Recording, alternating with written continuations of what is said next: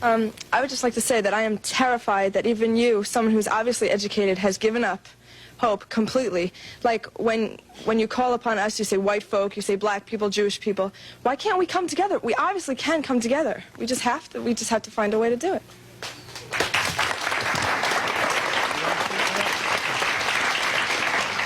The desire is good, but the reality is the total opposite of your desire. And unfortunately, as a young lady, you are not in the position of power to make the decisions to make America work.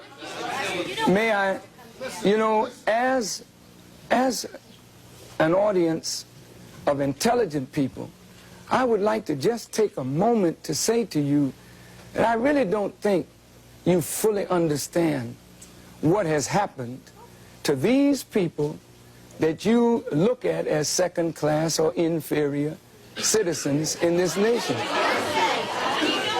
Black people who were brought to this country were stripped of their names, language, culture, religion, God, and taken totally away from the history of themselves. Here are 30 million people who don't wear their own names, they wear your names. Who don't speak their own language, they speak English, which is not their language. They never were allowed their own cultural expression of Africa. Don't you realize that when you turn a people upside down and inside out, then sell them not for a day, not for a year, but for 300 years, and deny us the human right to know, to read a book, to learn, to understand. And then after 300 years of that, you allow us into the church, but by that time you've painted Jesus white, God white, the angels white, and then all these black people have been subjected to a form of white supremacy, which produces in the reverse a black inferiority. And this is fulfilling what Jesus said, as a man thinketh, so is he. And as long as our people think the way they think, we will never be able to do what we as a people should do to correct our condition. Excuse me, I was brought up in, quote, Bedford-Stuyvesant in my time. But I would like to say what scares us is I think we hear violence. May I respond? Yeah. May I respond, please? My work is directly to black people.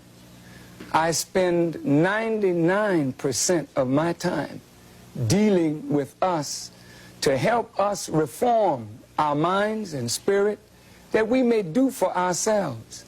However, when you live in a society like this, and we know that in order to effect a solution to a problem between black and white, then there's going to have to be some meaningful dialogue between black and white in order to effect a solution. The young lady said she's afraid of violence. And isn't it sad that we who have been the victims of so much violence, now whites fear violence from us? We do not have a history of killing white people. White people have a history of killing us. See? And what you fear, may I say this, sir? What you fear, and it's a deep guilt thing, that white folks suffer. You are afraid that if we ever come to power, we will do to you and your fathers what you and your people have done to us. And I think you are judging us by the state of your own mind, and that is not necessarily the mind of black people.